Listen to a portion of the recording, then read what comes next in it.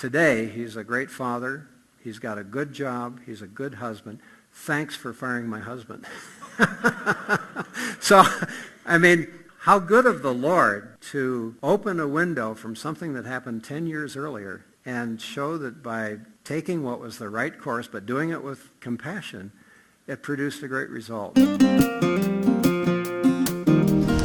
I'm Ken Powell, and that's a snippet of the story John Beckett shares in this episode of FCCI's Pathway to Purpose podcast, of John being in a dental chair and having the dental technician thank John for firing her husband 10 years earlier, and the impact John had in that man's life because of how John fired him and the words John spoke into that difficult moment as a business leader. John's going to unpack some biblical strategies and practical experience of how to persevere while going through difficulties. He'll talk about how to both rest and run simultaneously as a business owner, living in that tension and trusting that God has purposes to accomplish through the difficulties that we experience. John's admonition to walk honorably and walk obediently to the best of our knowledge, and his story of how they navigated an experience where a customer became a competitor, having copied their product. And the word that John received from God was stand still, to wait, to watch, and allow the Lord to provide. And he did. And the resolution has resulted in far greater business due to faithful obedience. So once again, here's John. I'd like to move into another area, and I think that if we're going to be realistic, we have to understand that we face enormous challenges in our world today and in our businesses. And I'd like to just talk a little bit about some of the things that I've observed in other leaders and learned myself about persevering through difficulties. You and I are no stranger to difficulties. In our own company, our market has shrunk to half of what it was in 1994. The story of the lean years and the fat years, we're in the lean years right now, and we're having to walk through that. And if there's one thing I'm terribly grateful in the midst of a challenging period like this, it's that we're not highly leveraged. It is the companies who have their backs absolutely against the wall with debt who are facing the heavy weight of owing money to other people. I was chatting with an executive from Indianapolis just over a week ago. He's a home builder. You know, that's been a very tough business. And this is a wonderful company. I visited the company some years ago. I've met with all of their senior executives. They are a company who would meet every test of what a company for Christ stands for. They are active in Indianapolis. They're active in the Charlotte area. And they've been enormously successful. But in the current market conditions, they are facing the most harrowing period in their history. In fact, the CEO told me, and this was the first he said he had a smile on his face in 6 months, that he thinks he has a buyer for the company. And I said, what's your alternative if you don't sell? And this is a company that has been very prosperous. They have been very successful. He said, my only alternative is bankruptcy. He said, I owe so much to the banks, and that's part of the nature of the home building business. Owe so much to the banks, and I'm in the workout group, and they've got the brass knuckles out, and it's heartrending to see a person who has had that degree of success and has attempted to follow Christ in every way that he knows, and yet we're faced with these kinds of difficulties.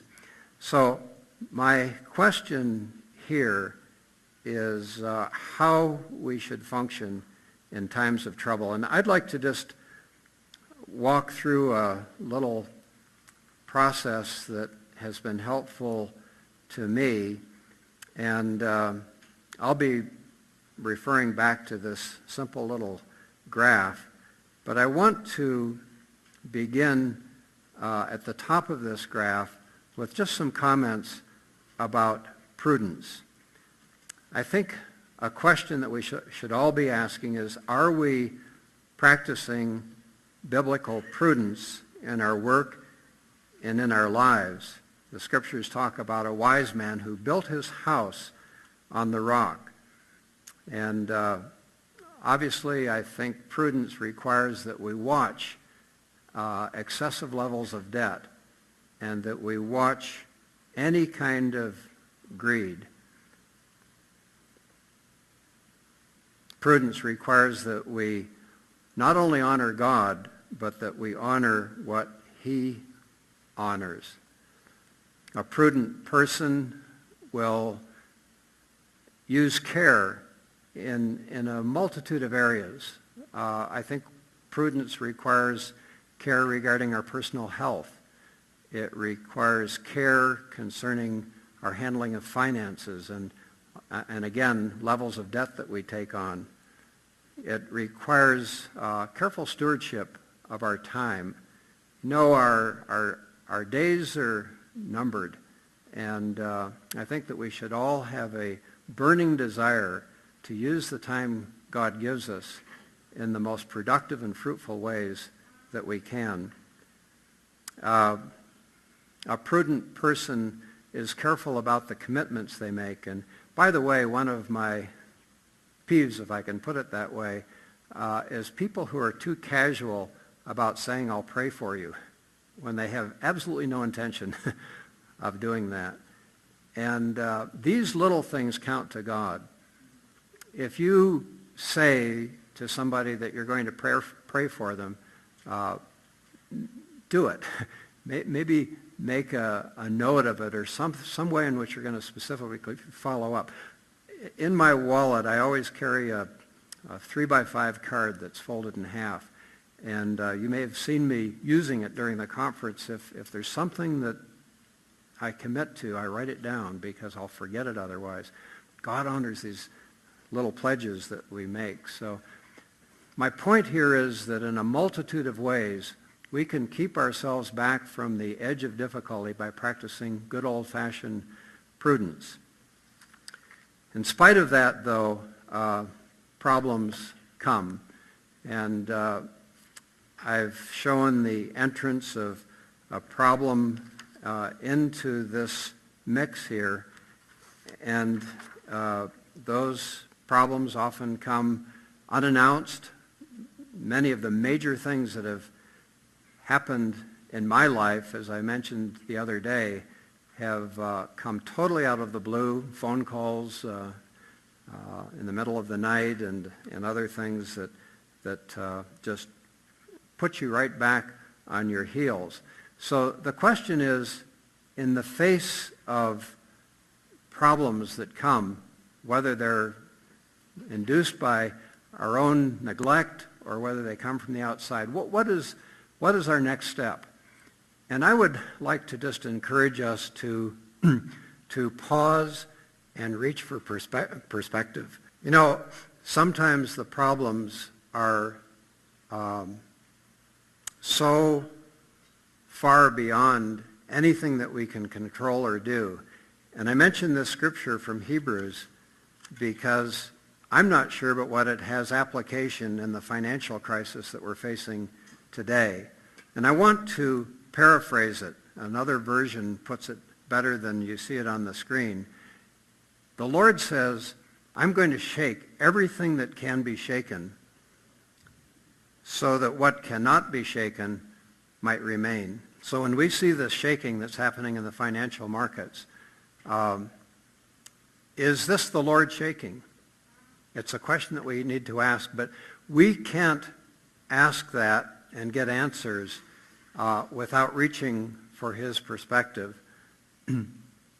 Proverbs adds additional insights as to how we reach for perspective. Incidentally, I'll maybe get to that in a moment.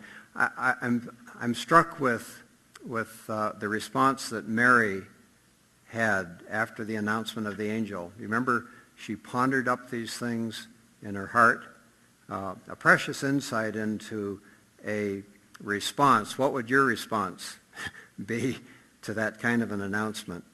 And then Jesus commended another Mary in contrast to Martha, who was concerned about so many things, and said, Mary has chosen the better part by sitting at my feet and hearing from me. How do you reach for perspective? We were visiting a testing lab a few years ago and found that one of our competitors was putting through the testing lab an almost identical duplicate of our product. They had chosen to knock it off and, of course, didn't say anything to us about it. It was a large challenge because they represented about 16% of our business. This is one of the largest and most prestigious companies in the country, and I won't mention it, and it wasn't French. But some of them spoke French.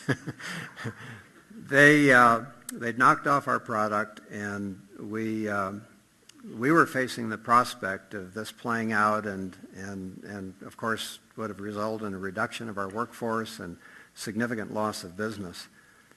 By God's grace, we just kind of drew back and reached for perspective on this. And Wendy and I were in England, and I was up early in the home of a host that we were staying in, and I was wrestling with this project, this problem that had now been with us for about 2 months.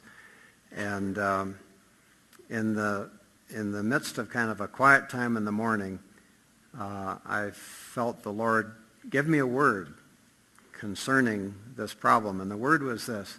It said, stand still and see the salvation of the Lord. So it wasn't a lot to go on, but it was really boosting my confidence that he knew about the situation, and there was a plan afoot that I didn't have any way of knowing how it would work out. Well, from reaching for perspective, we come out of that with simply the need to persevere. And Walt, when I heard you talking about Gideon and the Midianites, it reminded me of a little bit later in that story where they had come up to a river. And there's a phrase in the scriptures that I've gone back to many times, and it's simply these words: they were weary, yet pursuing. How many times in our personal and corporate lives do we get to that place where we're just bone weary, besieged on every front, and yet we need to persevere. We need to go through those times. And I think that if there's one key to persevering in the midst of difficulties, it's trusting in the Lord.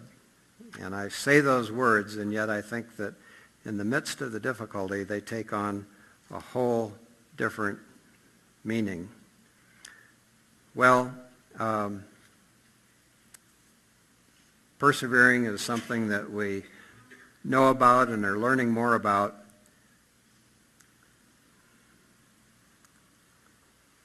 Some of the wonderful verses, both in Hebrews and Proverbs, that encourage us to persevere. I find the passage in Hebrews 12 an interesting one. Let us run with endurance or perseverance the race that is set before us. And how do we run that race? Well, it's interesting. In Hebrews 4, the author is talking about rest. And he says there's a rest. There's a Sabbath day rest for the people of God. Now, here we are 8 chapters later, and the writer is saying, run with perseverance the race that is set before you. Are those two mutually exclusive? Can we rest and race at the same time? Well, I think that's where the Lord wants to take us. This isn't a Sunday afternoon stroll. It really is a race. But I think there's a place to run that race where we can do it out of rest and not just out of human energy. Some have used the analogy of burning oil in an oil lamp and not the wick. We want to run the race in a way that we burn the oil of the Holy Spirit working within us and not the wick. Well, ultimately then, in the midst of the difficulty, we need to know that there are purposes that God is at work in.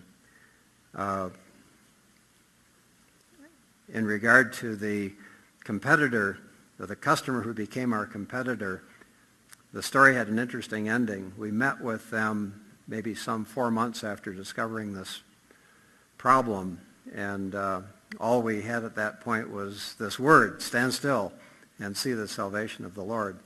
Well, I can tell you that the evening before we met with them, almost literally at 11:59, the Lord dropped into our mind an approach to solve this problem.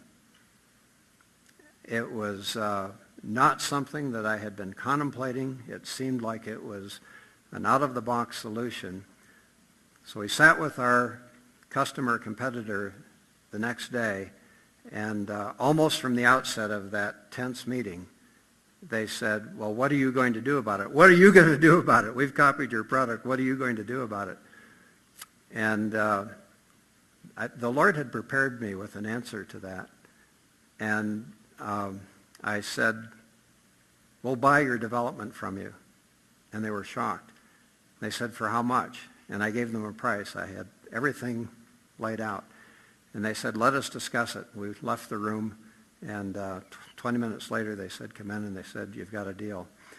Well, it cost us some money, but we signed a 5-year contract with that customer, kept all the business, and now there's a change of leadership, and we have a very solid relationship. But it was so unexpected that the Lord would take us through that process and bring us through to what now is a very healthy relationship. We're a little poor, but if you take the revenue that we've gained by keeping the business, it far outshadowed what we had to pay to take their development off the table.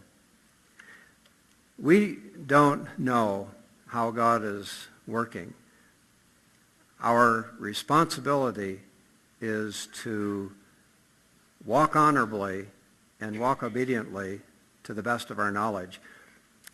I was in a dental chair, and I was all plumbed up for some work on my teeth when the dental technician said, you're Mr. Beckett, aren't you? And I kind of mumbled assent. That's all I could do. And she said, well, thanks for firing my husband. And I'm sure the beads of sweat started coming down my forehead. But one thing I knew, this was going to be a monologue because I couldn't say a thing. And she went on to tell me a story. I'd long forgotten it, but she said, 10 years ago, you fired my husband. And what happened was that he had failed a drug test. At that point, I was interviewing every employee who came into our companies. I've not been able to sustain that. But I was impressed with this gentleman. He seemed like he was clean-cut, wholesome, kind of person that we like to have in our company. You'd like to have him in yours. At that point, we were not drug testing and getting the results before we would make the hire. We do that now. But 2 or 3 days into his employment, we got the test results back, and he'd failed the test. And I don't often or even always do this, but I ask him to come into my office. And she's telling me all this. She said, you talked turkey to my husband, and you said, you're basically at a crossroads, and you can either keep going the way that you're going, and the results are very predictable, or you can take this as a wake-up call and change the whole direction of your life. And do you know he took your advice?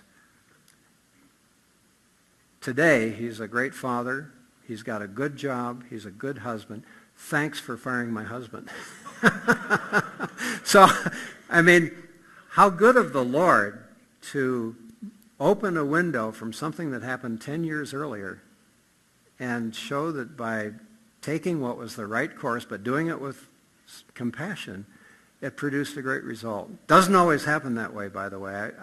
A year ago, I went through one of the most painful separations that I ever have, and I don't need to go into the details, but this was a Christian brother. We'd been in a prayer group together for 25 years.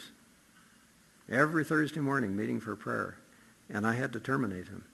And that one still hasn't come around to what I trust will be a redemptive outcome. But the thing that we need to know is that God is in these situations. He's in the situation with the economy in our country right now. I don't know how it's going to play out.